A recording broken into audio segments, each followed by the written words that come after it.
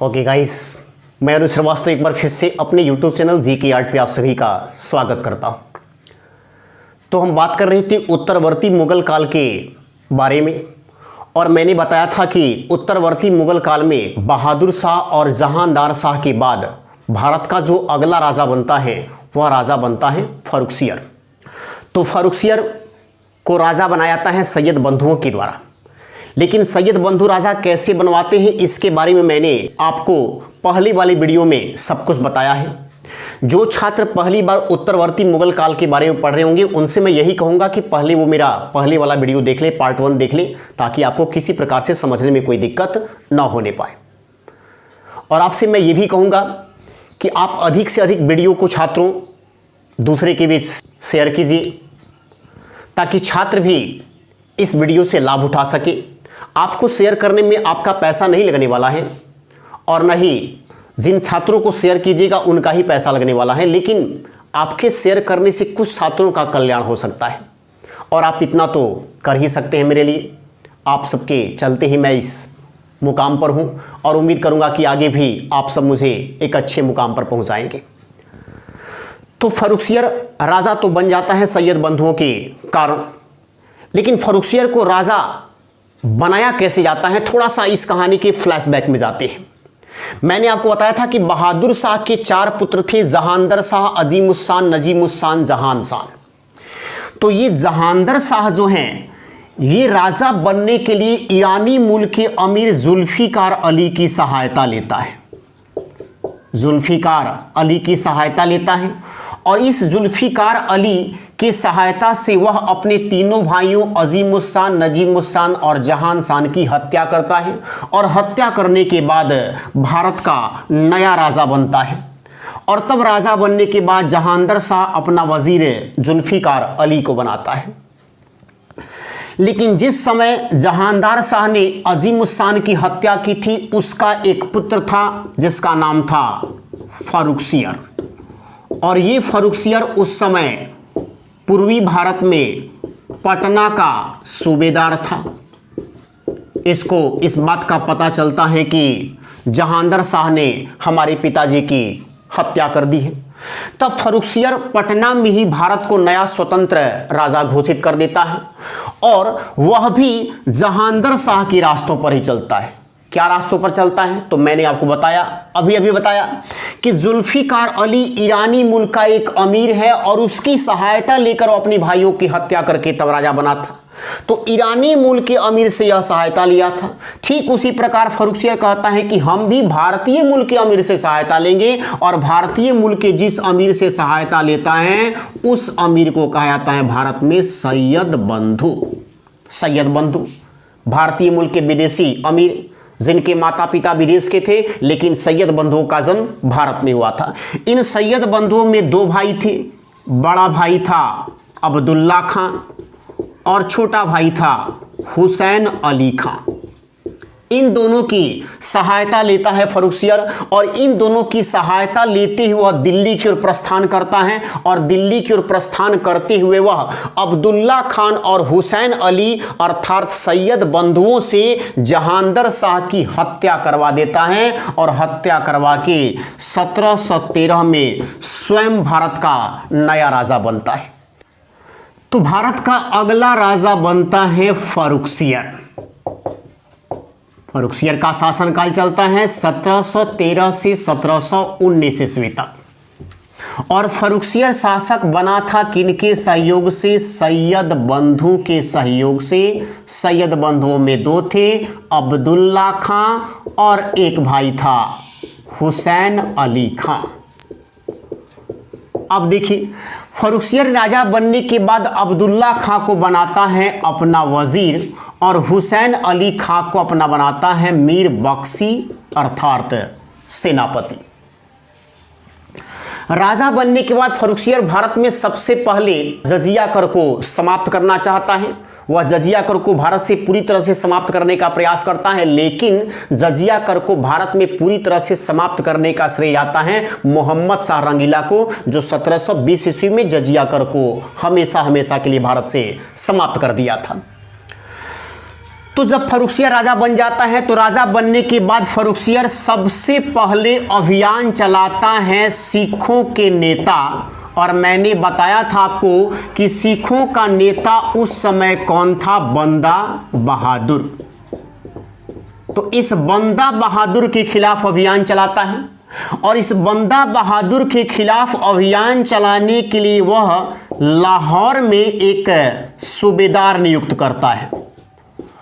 लाहौर में जिस सूबेदार को नियुक्त करता है उस सूबेदार का नाम है अब्दू सम्मद। अब्दू सम्मद ये मुगलकालीन सूबेदार था लाहौर में, जिसे नियुक्त किया गया था फर्रुखसियर के द्वारा। वह अब्दू सम्मद को निर्देश देता है कि वह सिखों के नेता बंदा बहादुर की हत्या कर दे।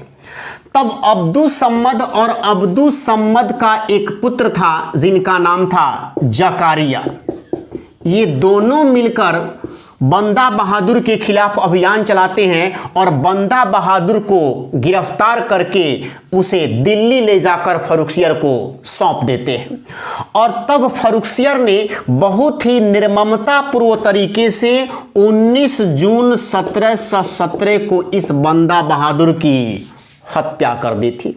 इस प्रकार से सिखों के नेता बंदा बहादुर की हत्या करवाता है मुगल राजा कौन? फर्रुखसियर।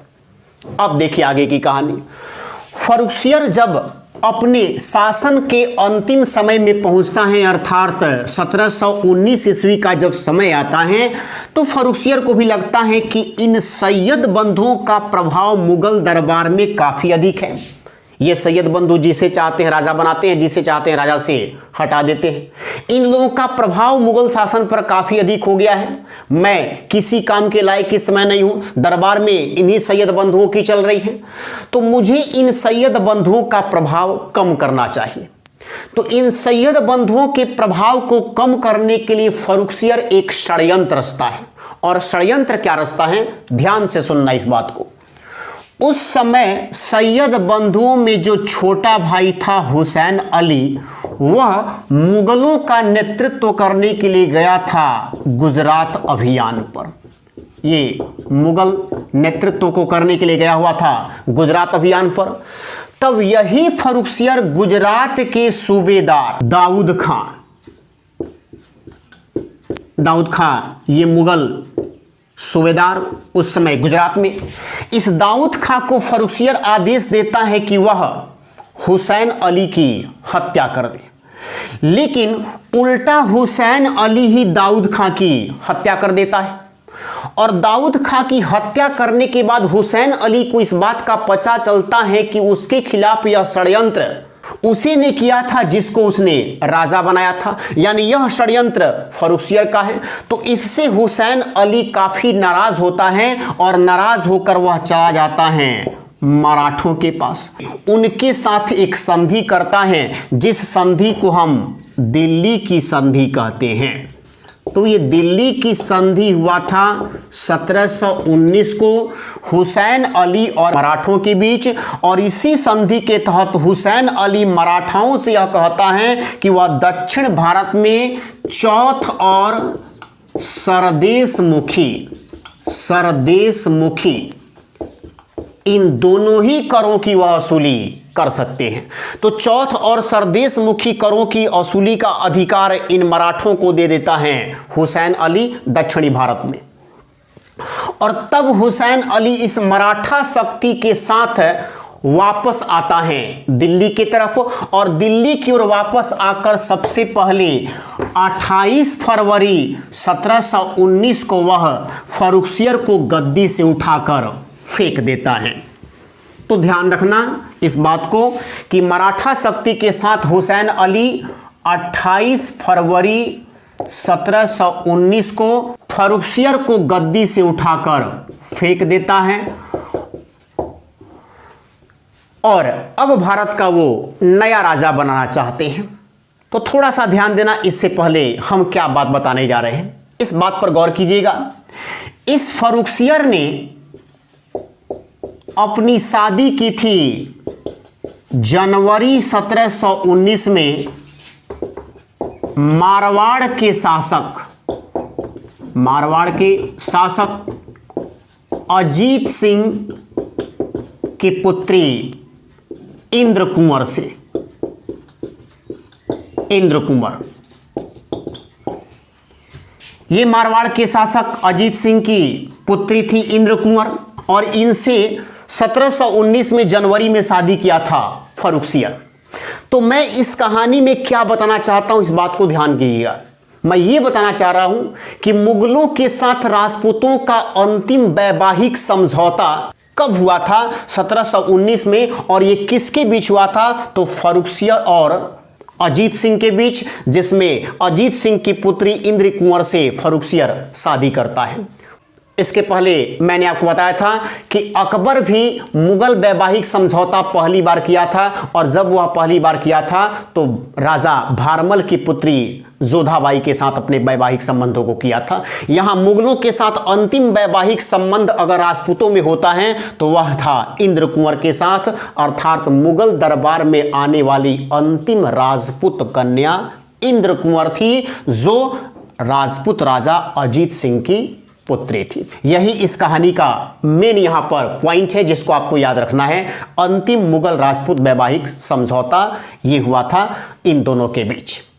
अब देखिए आगे, मैंने आपको बताया कि 28 फरवरी 1719 को सैयद बंधुओं ने फर्रुखसियर को गद्दी से उठाकर फेंक दिया था, और जब इनको गद्दी से उठाकर फेंक दिया तो आगे चलकर इसी इंद्र कुंवर ने 28 अप्रैल 1719 को अपने पति फर्रुखसियर की ये हत्या कर देती है। ये फर्रुखसियर की हत्या कर देती है, और हत्या करते ही वापस मारवाड़ चली जाती है। इस तरह से फर्रुखसियर की हत्या हो गई। अब ये सैयद बंधु अगला राजा किसे बनाए? ये सैयद बंधु हैं जिन्होंने फर्रुखसियर को राजा बनाया, और यही वो सैयद बंधु हैं जो फर्रुखसियर को गद्दी से उठाकर फेंक भी देते हैं। तो थोड़ा सा इसके लिए पीछे वाले चार्ट पर आप जाएंगे और ध्यानपूर्वक इस बातों को सोचिएगा मैं आपको क्या बताना चाहता हूं। तो मैंने आपको बताया था कि बहादुर शाह के 4 पुत्र थे। सबसे जो बड़ा पुत्र था उसका नाम था जहांदार शाह। जहांदार शाह के बाद अजीम उस्सान, अजीम उस्सान के बाद नजीम उस्सान, और नजीम उस्सान के बाद जहान शान। जहान शान जहांदार शाह अपने तीनों भाइयों की हत्या करते हुए भारत का नया राजा बना था। अजीम उस्सान का पुत्र फर्रुखसियर ये सैयद बंधुओं की सहायता से भारत का अगला राजा बना, और सैयद बंधु ही आगे चलकर फर्रुखसियर को गद्दी से उठाकर फेंक भी देते हैं। बाद में चलकर फर्रुखसियर की ही पत्नी इंद्र कुंवर फर्रुखसियर की हत्या कर देती है। तब सैयद बंधु अगला राजा किसे बनाए, तो नजीम उस्मान के 2 पुत्र थे। एक था नजीम उद दरजात, नजीम उद दरजात, इसको अगला राजा बनाते हैं। और अगला राजा जब सैयद बंधु इनको बनाते हैं नजीम उस्मान के पुत्र नजीम उद दरजात को, तो नजीम उद दरजात मात्र 3 माह 4 दिन ही शासक रहा था। 3 माह 4 दिन के बाद यह पेचिस नामक बीमारी के कारण मारा जाता है। दस्त हो गया था इसको, तो दस्त के चलते ये मर गया। अगर हम नजीम उद दरजात के बारे में बात करें तो हम ये कह सकते हैं कि मुगल राजाओं में सबसे कम समय तक शासन किसने किया, तो नजीम उस्सान के पुत्र नजीम उद दरजात ने, जिनको शासक बनवाए थे सैयद बंधु। जब नजीम उद दरजात की मौत हो जाती है तो उसके बाद इसका छोटा भाई नजीम उद दौला, इसको राजा बनवाते हैं सैयद बंधु। लेकिन नजीम उद दौला भी 3 माह 11 दिन के बाद मारा जाता है। इसको टीबी रोग हो गया था, तो ये टीबी के चलते मर गया। इस तरह से मुगल राजाओं में दूसरा सबसे कम शासन अगर किसी का रहा है तो वह है नजीम उद दौला, जो मात्र 3 माह 11 दिन रहा। बड़ा 3 माह 4 दिन और छोटा वाला 3 माह 11 दिन। तो नजीम उस्सान के दोनों पुत्रों को राजा बनने का मौका मिला, लेकिन 6 महीने के अंदर ही दोनों की कहानी सिमट कर रह गया। उसके बाद ये सैयद बंधु जहान शान के 18 वर्षीय पुत्र नसीम अख्तर को भारत का अगला राजा बनाते हैं। नसीम अख्तर को भारत का अगला राजा बनाते हैं। ये नसीम अख्तर भारत की गद्दी पर मोहम्मद शाह के नाम से शासक बनता है और यही मोहम्मद शाह आगे चलकर इतिहास में मोहम्मद शाह रंगीला कहा जाता है, जो अपने विलासितापूर्ण जीवन जीने के चलते इसको इतिहासकारों ने रंगीला की उपाधि दी थी। तो जहान शान के पुत्र नसीम अख्तर को सैयद बंधुओं ने मोहम्मद शाह रंगीला के नाम से भारत का नया राजा बनाया। अब सुनना थोड़ी सी आगे की कहानी। तो मोहम्मद शाह उत्तरवर्ती मुगल वंश में अगला राजा बनता है और इनका शासन चलता है 1719 से लेकर 1748 ईस्वी तक। मोहम्मद शाह जब शासक बना था उस समय सैयद बंधुओं का प्रभाव मुगल वंश पर काफ़ी बढ़ गया था।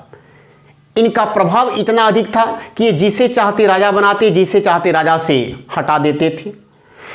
इसलिए शासक बनने के ठीक 1 साल के बाद, शुरू में तो ये जानता था कि ये दोनों काफ़ी ताकतवर हैं, दोनों भाई सैयद बंधु। तो राजा बनने के 1 साल के बाद मोहम्मद शाह इन सैयद बंधुओं के प्रभाव को कम करना चाहता है और सैयद बंधुओं के प्रभाव को कम करने के लिए मोहम्मद शाह हाथ मिलाता है ईरानी गुट के अमीरों से। तुरानी गुट के अमीरों से हाथ मिलाता है कि सैयद बंधुओं के बढ़ते हुए प्रभाव को कम किया जा सके। अब यहाँ पर थोड़ा ध्यान देना, तुरानी गुट में कौन कौन से व्यक्ति हैं जो साथ देते हैं मोहम्मद शाह का। तो इस तुरानी गुट में जो भी व्यक्ति हैं उसमें है निज़ामुल मुल्क तुरानी गुट का एक नेता। उसके बाद हैं शहादत खां, उसके बाद हैं अमीन खां और फिर हैं हैदर खां। इसी में एक और नाम आता है एतमाउद्दौला की। तो ये तुरानी गुट के 4 प्रमुख नेताओं का नाम याद रखिएगा। तुरानी गुट के ये 4 महत्वपूर्ण नेता, इनका सहयोग लेता है मोहम्मद शाह और इन्हीं के सहयोग के बदौलत सैयद बंधुओं में जो बड़ा भाई था जिसका नाम था अब्दुल्ला खां और जो छोटा भाई था उसका नाम था हुसैन अली। तो तुरानी गुट के नेताओं से मिलकर मोहम्मद शाह हुसैन अली की हत्या करवा देता है 1720 ईस्वी में। तुरानी गुट के नेताओं से सहयोग लेता है मोहम्मद शाह और इनके सहयोग को लेकर 1720 में हुसैन अली की हत्या करवा देता है। हुसैन अली की हत्या से नाराज हो जाता है इनका बड़ा भाई अब्दुल्ला खां। सैयद बंधुओं में ये बड़ा भाई था जो उस समय वजीर के पद पर कार्यरत था। अब्दुल्ला खां नाराज हो जाता है और अब्दुल्ला खां अपनी सेनाओं के साथ मोहम्मद शाह की सेना के साथ युद्ध करता है। मुगल सेना और अब्दुल्ला खां की सेना के बीच युद्ध होता है और इस युद्ध में तुरानी गुट के लोगों के द्वारा सहयोग दिया जाता है। यह युद्ध होता है हसनपुर में और इस युद्ध में तुरानी गुट के सहयोग के चलते अब्दुल्ला खां गिरफ्तार हो जाता है और गिरफ्तार करके मोहम्मद शाह के पास इसे हाजिर किया जाता है और इसी मोहम्मद शाह के द्वारा 1722 ईस्वी में जहर देकर हत्या करवा दी गई थी अब्दुल्ला खां की। इस तरह से दोनों सैयद बंधुओं का काम तमाम हो जाता है, दोनों के दोनों मर जाते हैं। अब इन दोनों सैयद बंधुओं की मृत्यु के बाद मोहम्मद शाह पर प्रभाव किसका पड़ेगा? तुरानी गुट के नेताओं का। ध्यान देना इस बात को। मोहम्मद शाह इस तुरानी गुट के अमीन खां को अब अपना बनाता है नया वजीर बनाया जाता है। लेकिन अमीन खां की मृत्यु कुछ ही दिनों के बाद हो जाती है। अमीन खां की मृत्यु हो जाती है। अमीन खां की मृत्यु के बाद अब मोहम्मद शाह इसी तुरानी गुट का एक और नेता निजामुल मुल्क को अब नया वजीर बनाता है। ये नया वजीर बनता है, प्रधानमंत्री बनता है मोहम्मद शाह का। लेकिन इस तुरानी गुट में चूंकि कई नेता थे, इनके आपसी मतभेद भी थे, ये एक दूसरे को नीचा दिखाने का प्रयास करते थे, कोई ना कोई दरबार में षड्यंत्र रचा करते थे। और इस षड्यंत्रों से निजामुल मुल्क काफ़ी हो गया था परेशान। ये भी सोचने लगा कि ये वजीर का पद मेरे लिए गले का फांस बन चुका है, मुझे कोई ना कोई ऐसा बहाना चाहिए जहां मैं इस वजीर के पद को छोड़कर स्वतंत्र जीवन जी सकूं। इस तरह से वह एक बहाना बनाता है और बहाना बनाते हुए वह मोहम्मद शाह से कहता है निजामुल मुल्क कि मैं मराठों की बढ़ती हुई शक्ति का दमन करने के लिए गुजरात अभियान पर जा रहा हूं। यह एक बहाना बनाता है कि मैं मराठा शक्ति जो बढ़ रही है गुजरात की तरफ, उस मराठा शक्ति का विनाश करने के लिए, उसकी शक्ति के प्रभाव को कम करने के लिए मैं जा रहा हूं गुजरात अभियान पर। और इस तरह से निजामुल मुल्क बहाना बनाकर मोहम्मद शाह से गुजरात अभियान पर निकल जाता है। बाद में मोहम्मद शाह को निजामुल मुल्क के इस षड्यंत्र का पता चल जाता है, इस बहाने का पता चल जाता है। और जब पता चलता है तब निजामुल मुल्क से मोहम्मद शाह हो जाता है नाराज। और इस नाराजगी में वह अपने गुजरात के सूबेदार मुजारिद खां, गुजरात का सूबेदार कौन था? मुजारिद खां। इस मुजारिद खां को यह आदेश देता है कि वह गुजरात में ही निजामुल मुल्क की हत्या कर दे। इस तरह से निजामुल मुल्क और गुजरात के सूबेदार मुजारिद खां के बीच एक युद्ध होता है। इस युद्ध को भारतीय इतिहास में सकूर खेड़ा का युद्ध कहते हैं। सकूर खेड़ा का युद्ध कहते हैं। और इस सकूर खेड़ा के युद्ध में 1924 में निजामुल मुल्क मुजारिद खां की ही हत्या कर देता है। और हत्या करते हुए निजामुल मुल्क दक्षिण में जाकर एक नए स्वतंत्र राज्य की स्थापना करता है। और जो नया स्वतंत्र राज्य स्थापित करता है उसका नाम है हैदराबाद। याद रखेंगे, हैदराबाद एक स्वतंत्र राज्य के रूप में उसकी स्थापना किया था तुरानी गुट का नेता निजामुल मुल्क। अर्थात जब भी आपसे आप क्वेश्चन पूछे कि हैदराबाद राज्य की स्थापना किसने किया था, तो आपका आंसर क्या होगा? निजामुल मुल्क। अब देखिए, एक नया स्वतंत्र राज्य हैदराबाद बना देता है और हैदराबाद बनाकर वहां का शासक बन जाता है निजामुल मुल्क। इससे परेशान हो जाता है मोहम्मद शाह। उसे क्या परेशानी की जाती है कि कहीं ऐसा ना हो कि निजामुल मुल्क मराठा शक्ति के साथ बेहतर संबंधों को स्थापित कर ले और बेहतर संबंधों को स्थापित करके ये कहीं ये दोनों हमारा ही काम न जचा दे। इसलिए मोहम्मद शाह इस डर के चलते जाटों के नेता जो भरतपुर में स्वतंत्र जाट राज्य की स्थापना किया था, चूड़ामन जाट, इस चूड़ामन जाट से मैत्री संबंध बना लेता है मोहम्मद शाह, क्योंकि उसे डर है निजामुल मुल्क से और मराठा शक्ति से। साथ ही साथ चूड़ामन जाट से संपर्क अच्छा बनाने के बाद वह मोहम्मद शाह फिर अपना संबंध बनाता है मराठों से।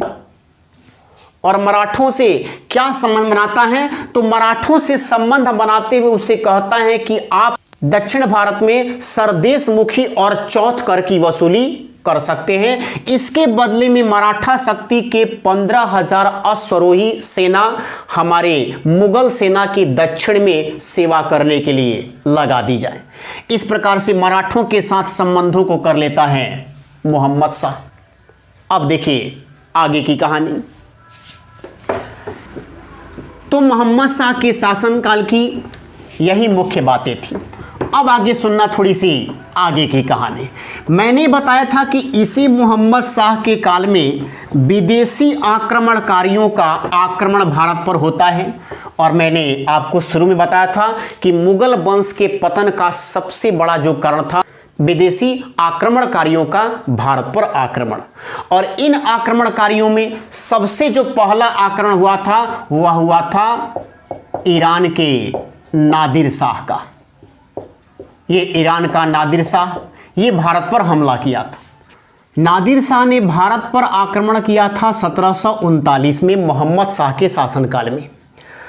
तो नादिर शाह 1739 में भारत पर आक्रमण क्यों करता है, इस बात को समझना जरूरी है। ईरान में नादिर शाह के प्रभाव से जो उसके विरोधी थे वह भारत की ओर रुख करते हैं, और जब भारत में वो रुख करते हैं तो उनको संरक्षण देता है मोहम्मद शाह। तब नादिर शाह को जब इस बात की जानकारी होती है तो नादिर शाह अपना एक दूत भेजता है, और दूत भेजकर यह समझाने की कोशिश करता है कि देखो भाई मोहम्मद शाह, ये जो कर रहे हो ना तुम गलत कर रहे हो, तुम हमारे विरोधियों को संरक्षण मत दो। लेकिन मोहम्मद शाह के बारे में कहा जाता है कि मोहम्मद शाह ने इस दूत की भी हत्या करवा दी थी जलालाबाद में। इससे नादिर शाह हो जाता है काफ़ी नाराज़, और इसी नाराज़गी के चलते नादिर शाह ने 13 फरवरी 1739 को भारत पर हमला किया था मोहम्मद शाह के शासनकाल में। जब भारत पर यह हमला करता है उस समय हैदराबाद से निजामुल मुल्क पहुंचता है, निजामुल मुल्क पहुंचता है मोहम्मद शाह का साथ देने के लिए। लेकिन नादिर शाह ने जब 13 फरवरी 1739 को इतिहास प्रसिद्ध युद्ध लड़ा था मुगलों की सेना के साथ, जो युद्ध कहलाता है करनाल का युद्ध। इस युद्ध में मुगल सेना को काफ़ी क्षति हुई थी, क्योंकि उस समय मोहम्मद शाह अपने हरम खाने में औरतों के साथ व्यस्त था। निजामुल मुल्क उनसे कहता है कि जहां पनाह, नादिर शाह भारत पर अटैक कर रहा है, आपके शासन पर अटैक कर रहा है, आप इनसे थोड़ा सा अच्छे ढंग से निपटिए। मोहम्मद शाह निजामुल मुल्क से कहता है कि तब तक तुम निपटो, मैं इधर काम निपटा कर आता हूं। अब देखिए क्या हुआ, नादिर शाह की सेना ने करनाल के युद्ध में मुगलों की सेना को काफ़ी नुकसान पहुंचाया।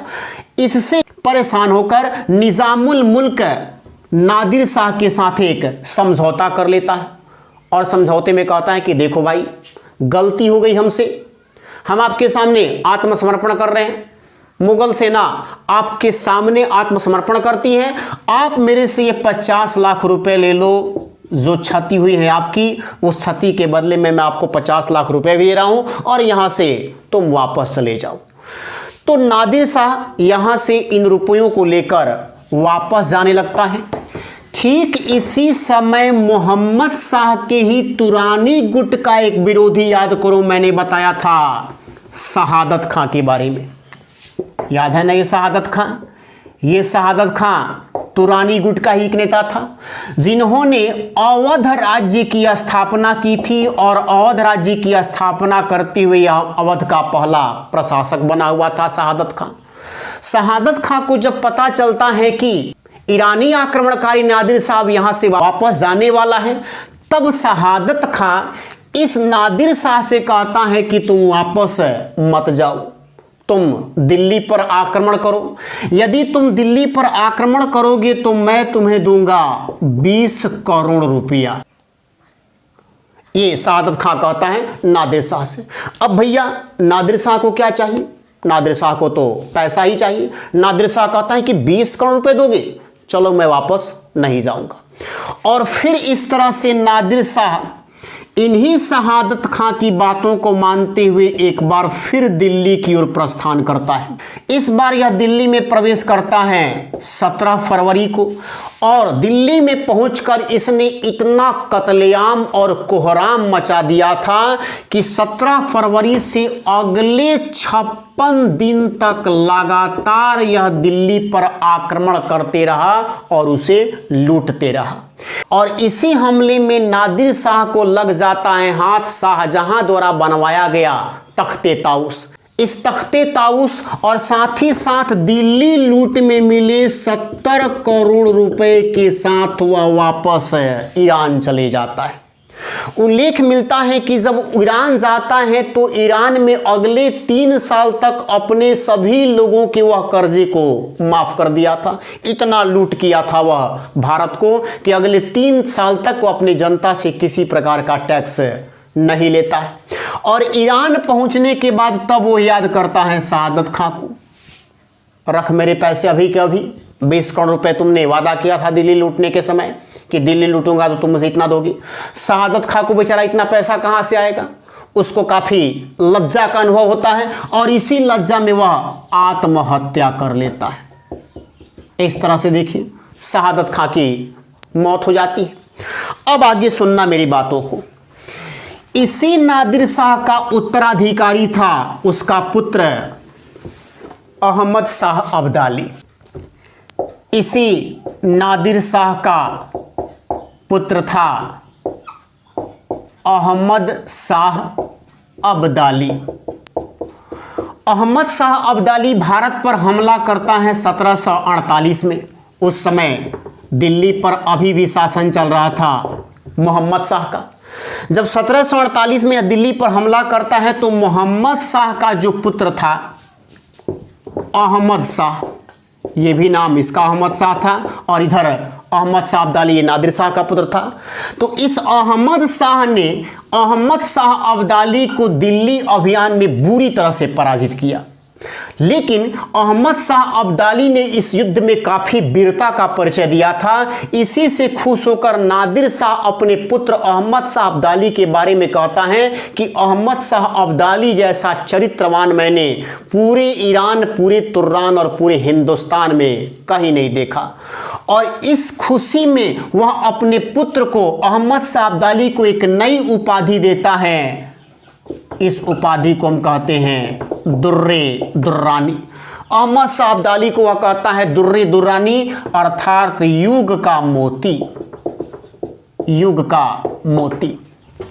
आगे चलकर 1748 में ही मोहम्मद शाह की मृत्यु हो जाती है और इस मृत्यु के बाद भारत में मुगलों का अगला राजा बनता है अब अहमद शाह। अब अहमद शाह जो अहमद शाह अब्दाली को हरा चुका था, ये आगे चलकर कितना शक्तिशाली राजा बनेगा, अपने शासन में कौन कौन सा काम करेगा, इस पूरे प्रकरण को देखने के लिए आप मेरे अगले एपिसोड का इंतजार कीजिए। तब तक हम आपसे विदा लेना चाहेंगे। धन्यवाद।